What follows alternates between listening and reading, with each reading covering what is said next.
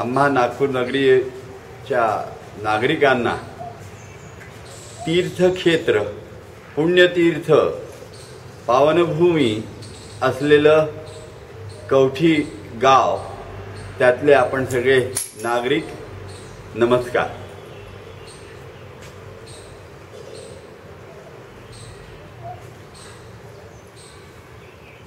पूज्यपाद गुरुमूर्ती श्री जनार्दन स्वामी महाराज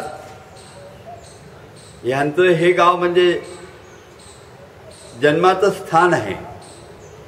आपल्या या पवित्र भूमीत आमच्या गुरु महाराजांचा जन्म झाला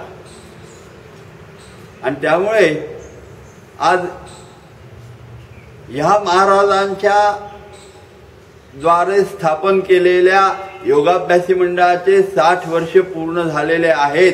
हे आपणा सगळ्यांना सांगताना मला इतका अधिक हर्ष होतो आहे की त्याचं मी शब्दात वर्णन कसं काय करू.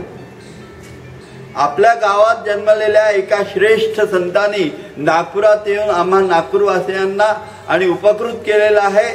त्यांच्या जीवनामध्ये समाधान, सुख आणि निरोगत्व राहावं आणि यांना उत्तम जीवन आम्हाला प्राप्त व्हावं यासाठी या इथल्या माणसानं आमच्या नगरीत येऊन आपलं सारं जीवन तिथे अर्पण केलं. योगाभ्यास मंडळ नावाची एक सुंदर योगाचा प्रचार करणारी, निःशुल्क योग शिकवणारी एक संस्था निर्माण केली. ज्या संस्थेचं मुख्य ध्येय त्यांनी ठेवलं की समाधानाय, सौख्याय, निरोगत्वाय जीवने योगमेवाभ्यसेत प्राज्ञाय यथाशक्ती निरंतरम.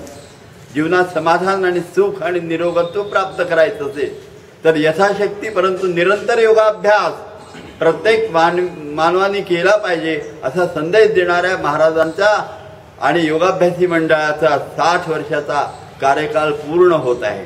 आणि असा पूर्ण होत असताना आपल्या सगळ्यांना मी निमंत्रण देतोय की त्या निमित्त होणाऱ्या महोत्सवात आपण यावं. महोत्सवाचं स्वरूप खूप सोपं आहे. 3 दिवस दिनांक 26, 27, 28 नोव्हेंबर 3 दिवस या महाराजांच्या योगाभ्यासी मंडळाचा हिरक महोत्सवानिमित्त योग संमेलनाचं आयोजन केलेलं आहे. आणि या योग संमेलनामध्ये तुम्ही आलात आणि तिथे नागपूरकरांना दर्शन दिलं तर आम्ही नागपूरकर धन्य होऊ.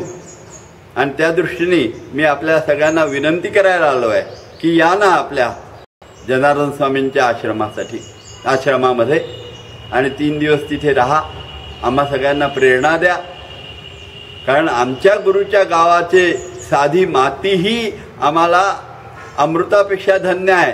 तर तिथे असलेले हे जिवंत स्वामीजींची जी लोक आहेत, वारसदार आहेत, हे तर आम्हाला स्वर्गापेक्षाही प्रिय आहेत.